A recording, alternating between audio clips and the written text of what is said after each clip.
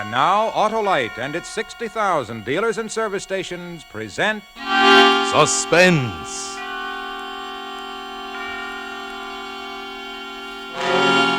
Tonight, Autolite brings you Miss Joan Fontaine in Lovebirds, a suspense play produced and directed by Anton M. Leader. Friends, replace old narrow gap spark plugs with wide gap Autolite resistor spark plugs.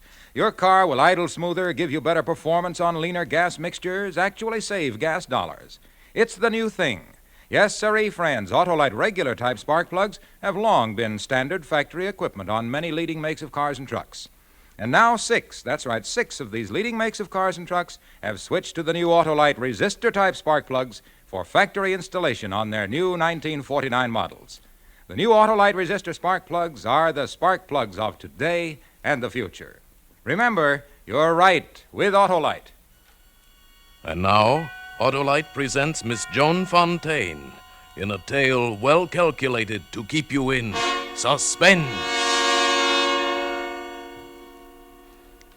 You know, Sam, I used to laugh, just as everyone else does, when I heard someone say, I've given you the best years of my life. But it's not funny to me anymore. No, because that's what I've done, Sam. I've given you the best years of my life, waiting for you to die. But you wouldn't die. For 7 years you've been hanging on, and I've been playing a part. Playing it so well that people call us the Lovebirds. Lovebirds. Ah, now here it is, our 7th anniversary. You wanted to show off that portrait you had painted of me to Doug and Betty Wilson and Doc Roberts and the others. You were proud. They were envious. I was sick. Yep, that's Martha, all right down to the last eyelash. Like it, Doc? Perfect, Sam, just perfect. The perfect portrait of the perfect girl. Well, it's after midnight, and I'm a 9 o'clock guy. Yeah, I've got to shove off, too. How's the asthma these days, Sam? Oh, seems to be getting better, Doug, but my arthritis... Don't blame you, Sam. If I had Martha to look out for me, I'd stay sick, too. Oh, now, Here's your coat, Doc. Oh, thanks, Martha. Now, Doug, where did The I... hall closet, I'll get it. Oh, get mine too, darling. Coming up. Oh, it was a lovely party, Martha. Thank you. And let me tell you, Mrs. Lovebird, if you keep on taking the kind of care of old Sam you have been, we'll all be here for number 50. Oh, go on, Doc. I'm serious. When you two first got hitched, I wouldn't give you 2 years, Sam. Now I'd give even money you make... Oh, it's nothing, Doug. Here, I'll put it away. Darn box fell off the shelf when I reached for my hat. Here, let me put it No, away. Doug, please, it's nothing. You fellas keeping secrets? What's the trouble, Doug? Well, looky here. Travel folders. A whole box full of them. Alluring Alaska. Acapulco. 30-day cruise. San Moritz. Capri. Say, what is Oh, this? come on, Sam. Spill it. You two lovebirds planning to migrate somewhere? News to me. They're mine, Doug. Oh. Well, Martha's kind of a pack rat. Keeps all kinds of trash stowed away in strange corners. Yeah. You wouldn't kid us, Sam. You're not really planning a trip. Because it's out of the question, you know. Out of the question, Doc said. It sounded so final, Sam. Out of the question. It ran through my mind over and over after they'd gone and I stood washing the pile of dishes in the kitchen. Out of the question. How are you coming with the dishes, Angel? I could feel your hand, thin and dead white, touching my shoulder, and I wanted to scream. What right had you to touch me? Why did I have to bear your half-dead hands when I was alive? What's the matter, honey? You're kind of quiet. I feel quiet, I guess. Say, where are my glasses? I don't know. Doggone it, I never can remember where I put the darn things. And I'm blind as a bat without them. Look in the front room on the mantel. A lot of good that'd do. I can't find my glasses without my glasses. Take a look for me, will you? But my hands are wet, Sam. Can't you wait until morning? Gotta have them now. All right, but I can't see why you need them in bed. It's these sleeping pills. Jim was out of my kind and gave me these. Said they were just as good, but I can't read the directions. Is it that important? Of course it's important. Why, just the other day I read where a fellow in Chicago took a couple too many and bingo. Oh, I'll see if your glasses are on the mantel, Sam. I leaned back against the wall for a minute.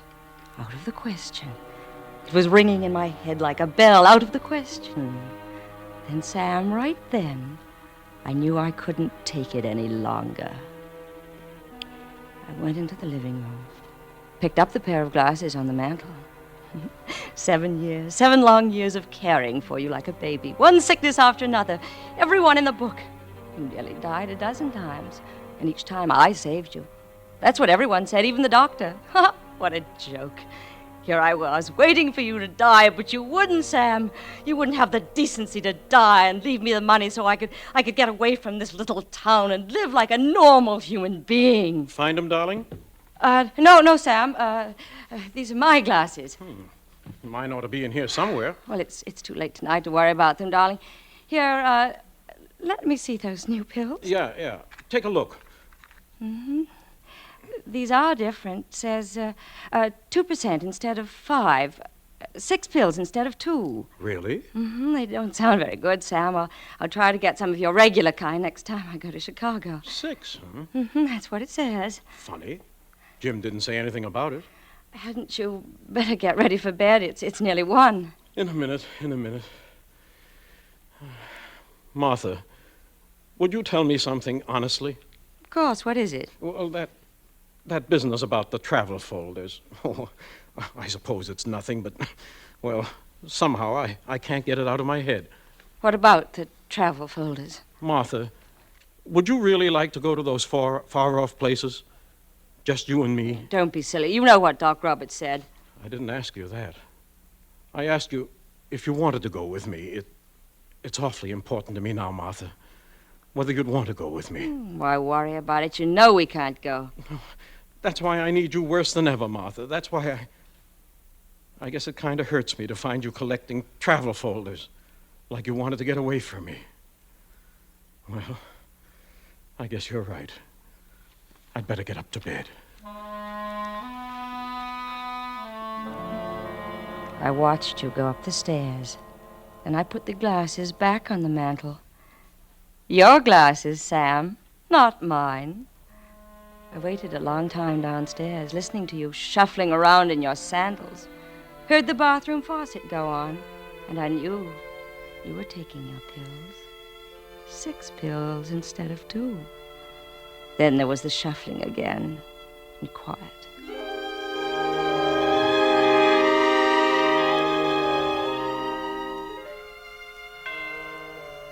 The hall clock struck 1. Then 2. Then I couldn't wait any longer. I went upstairs to your room. Sam? I turned on the light. Sam! Wake up! Sam! Sam, can you hear me? Sam! It's working. It's working!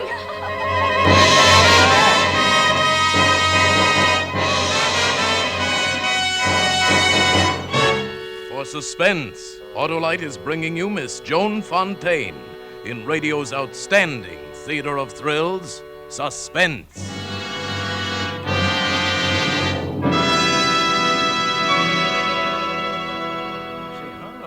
The newspaper says smart men are now wearing pastel-colored shirts for business. Well, now that you mention it, Hap, I have noticed a trend among smart men. Smart men are replacing old narrow-gap spark plugs with wide-gap Autolite resistor spark plugs because they make a car idle smoother, give better performance on leaner gas mixtures, actually save gas dollars. Why, when you install a set of the new Autolite resistor spark plugs, you can tell the difference in your car. This article says Petunia Pink is getting a great reception. Reception? Autolite resistor spark plugs cut down spark plug interference with radio and television reception. And it says only this style offers smart men the advantages Only of... Autolite offers smart car and truck owners everywhere the sensational advantages of new resistor-type spark plugs. So head for your nearest Autolite dealer and replace old narrow-gap spark plugs with Autolite ignition-engineered resistor spark plugs. Your car will be glad you did. And now, Autolite brings back to our Hollywood soundstage Joan Fontaine as Martha in The Lovebirds, a tale well calculated to keep you in suspense. Yes, Sam. It was quite a moment there in your bedroom as I looked down at you, drugged and helpless on the bed. I shook you, and you didn't even groan. I shook harder. I shouted in your ear and pinched you. You didn't move. It was wonderful. For the first time in 7 years, I could laugh and mean it.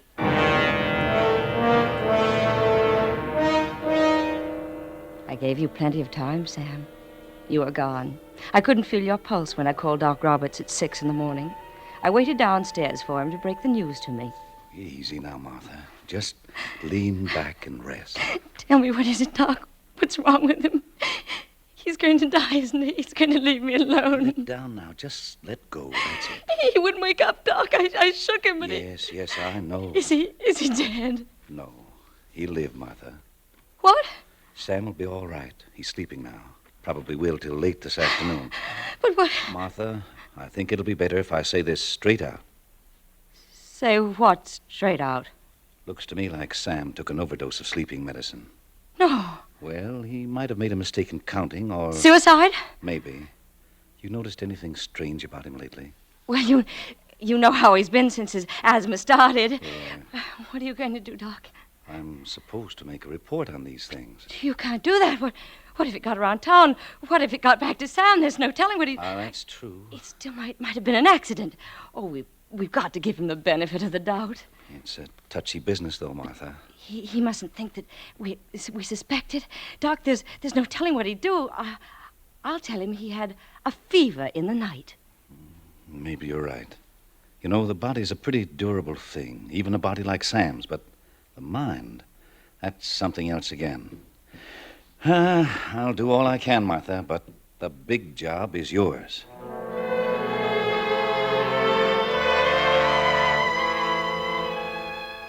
For a second after he left, I thought I was going to faint. I got a drink from the sideboard. Made me feel better. Until I remembered something else. The doctor didn't suspect. But you, Sam, when you read the instructions on that box of pills...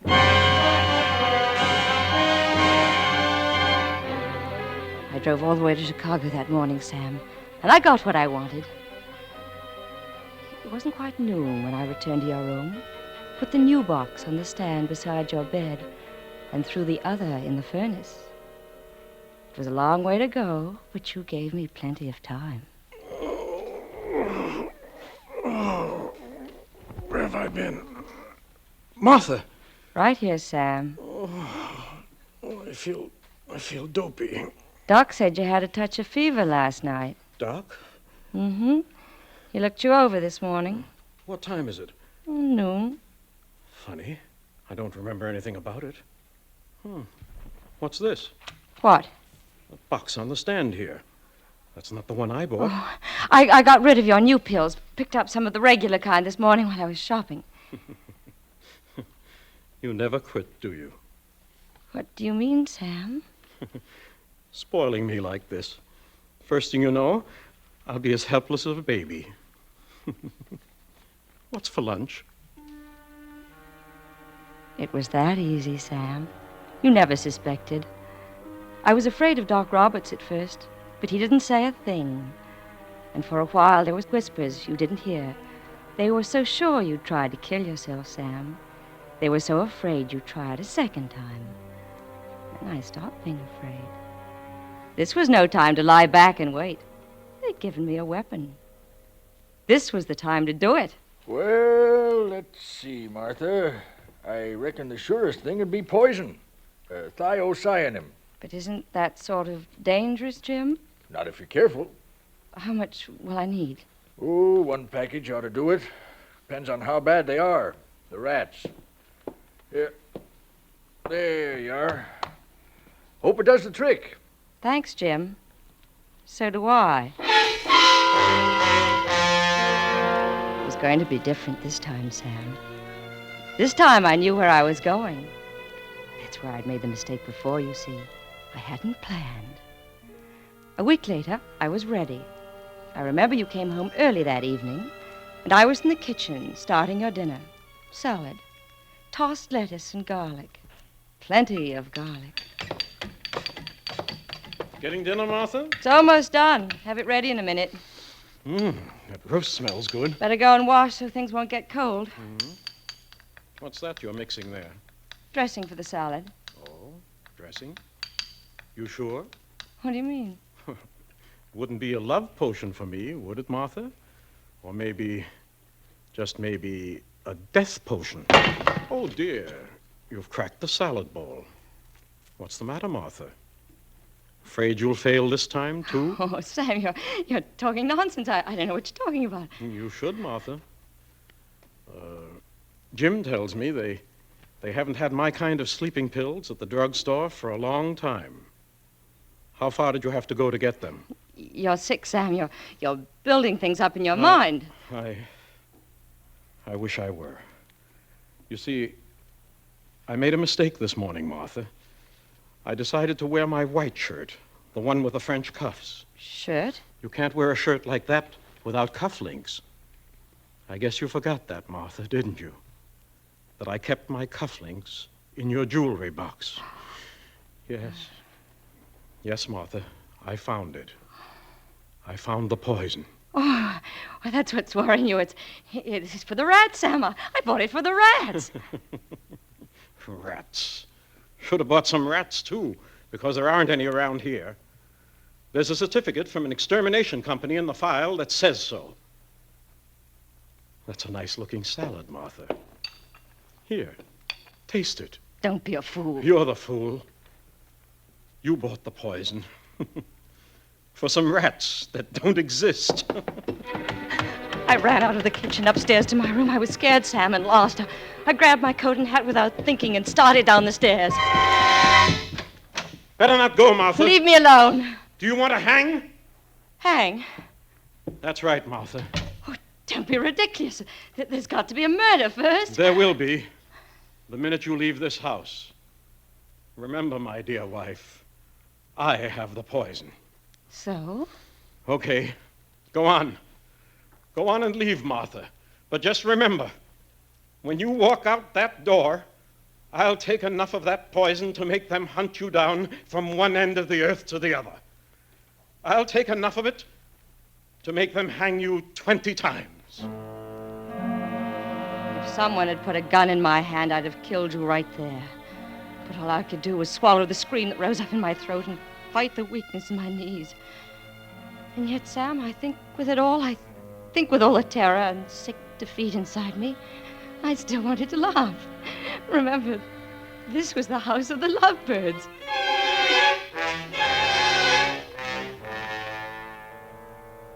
That night I lay in bed, twisting and turning, waiting for you to go to sleep. I was in a prison, Sam, and only one thing would free me. I had to destroy the evidence. I had to find that poison.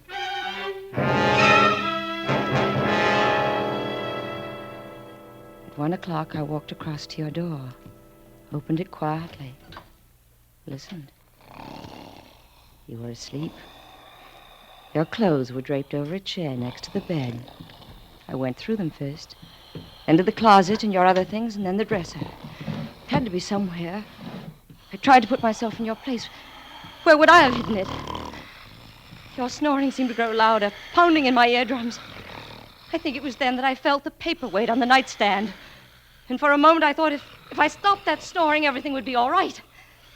I held it above your head, ready to smash and smash again and again. Why don't you strike, dear? No. You know better than to kill me, don't you? That'd be silly, Martha. Stupid, too. Where did you put that poison? In a good, safe place. You're wasting your time, you know. You'll never find it. I plan to use it myself in my own good time. What do you mean? You'll find it one of these days when the mood strikes me. Sam! Why not?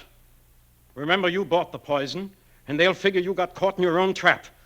Maybe got hold of a cup of coffee or a cheese sandwich or something you'd fixed for me by mistake. Better get back to bed now. Get some rest. You've got a trying day ahead of you.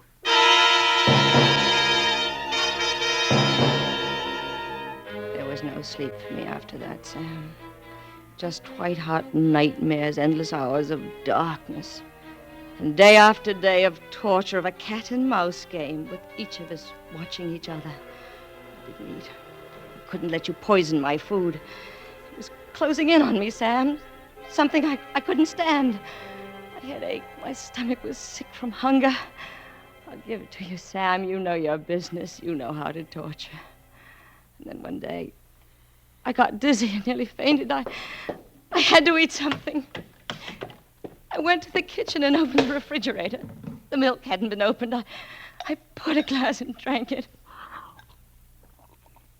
It tasted so good. But then I remembered some poisons are tasteless.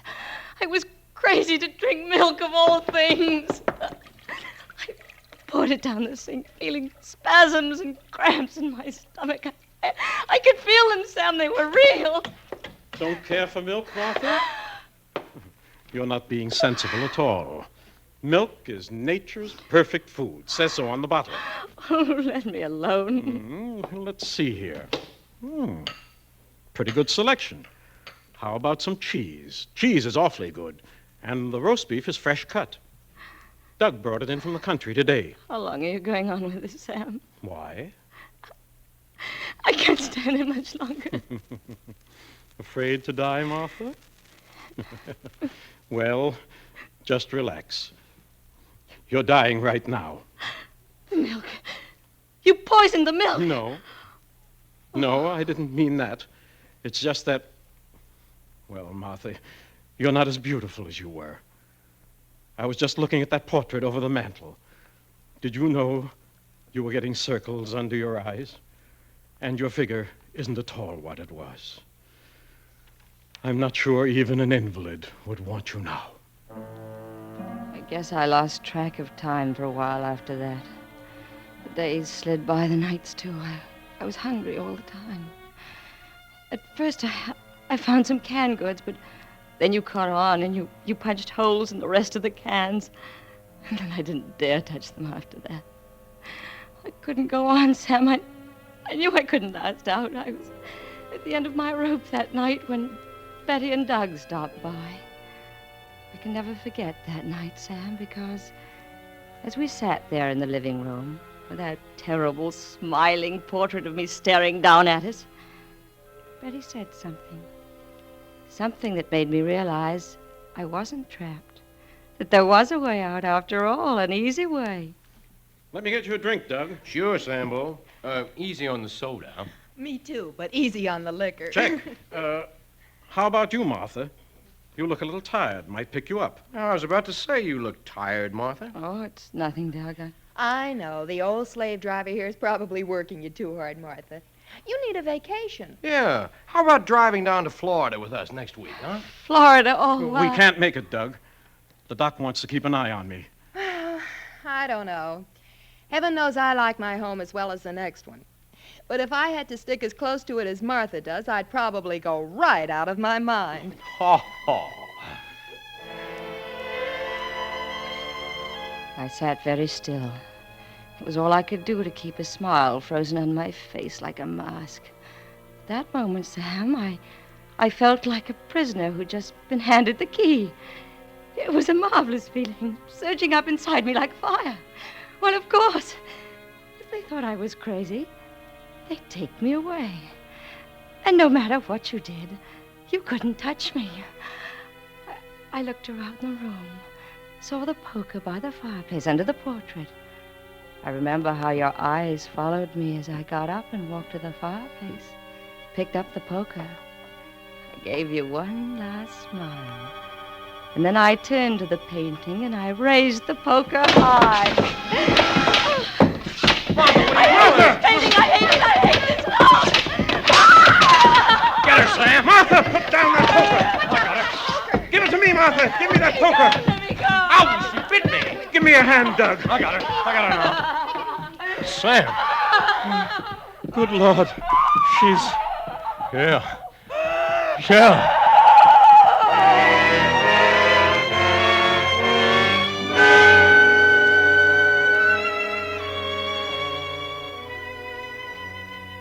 I like it here at the home, Sam. It's quiet, and I get a lot of rest. I'm getting my weight back. But most of all, it's nice to feel safe. How long is it now? 3 months? 4? Pretending I'm insane? Anyway, I'll take my time. Think it through very carefully. And then, when I'm ready to drop the act, show them I'm qualified to leave. Then I think you know what I'm going to do, don't you, Sam? I'm going to kill you. That'll give you something to think about during the long nights alone in the Lovebird house in Pinewood Drive. I'm going to kill you. Kill you. Kill you!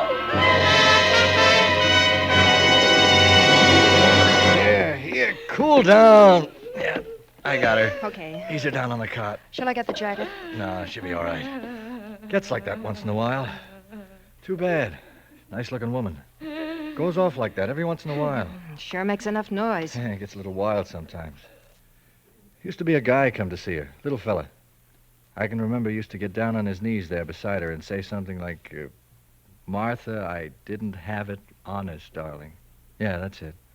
Then he'd say, I threw it away as soon as I found it in your jewelry box. He'd say it over and over like he thought it'd bring her out of it. Then he'd just stand there and cry like his heart was broke. Sure must have loved her an awful lot. But he was like the rest of them. After a while, he stopped coming. I don't suppose he's been back now for 10 or 11 years.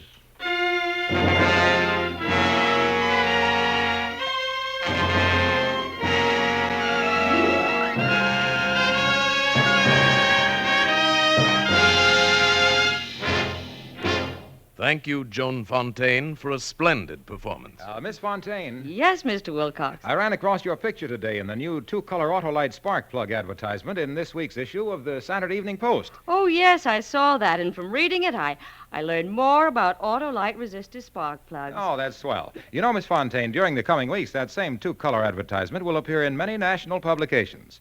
Autolite wants to make sure that car owners everywhere replace old narrow-gap spark plugs with sensational new wide-gap Autolite resistor spark plugs. They're made by Autolite men who make over 400 products for cars, trucks, airplanes, and boats in 28 Autolite plants from coast to coast. Yes, sirree, Autolite also makes complete electrical systems for many makes of America's finest cars. Batteries, spark plugs, generators, starting motors, coils, distributors. All ignition engineered to fit together perfectly, work together perfectly, because they're a perfect team. So, folks, don't accept electrical parts that are supposed to be as good. Ask for and insist on Autolite, original factory parts at your neighborhood service station, car dealer, garage, or repair shop.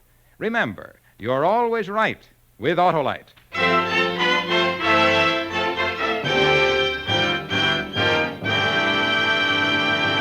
And now here again is Miss Joan Fontaine. I very much enjoyed my appearance on Suspense tonight.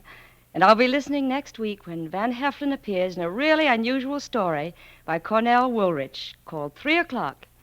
I know it will be another gripping study in Suspense. Joan Fontaine can currently be seen in You Gotta Stay Happy, a Rampart production co-starring James Stewart.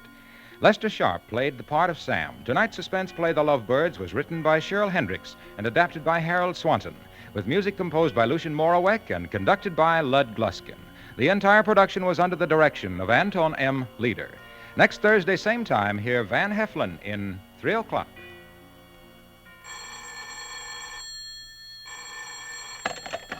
You can buy Autolite electrical parts, Autolite resistor spark plugs, Autolite stay-full batteries at your neighborhood Autolite dealer.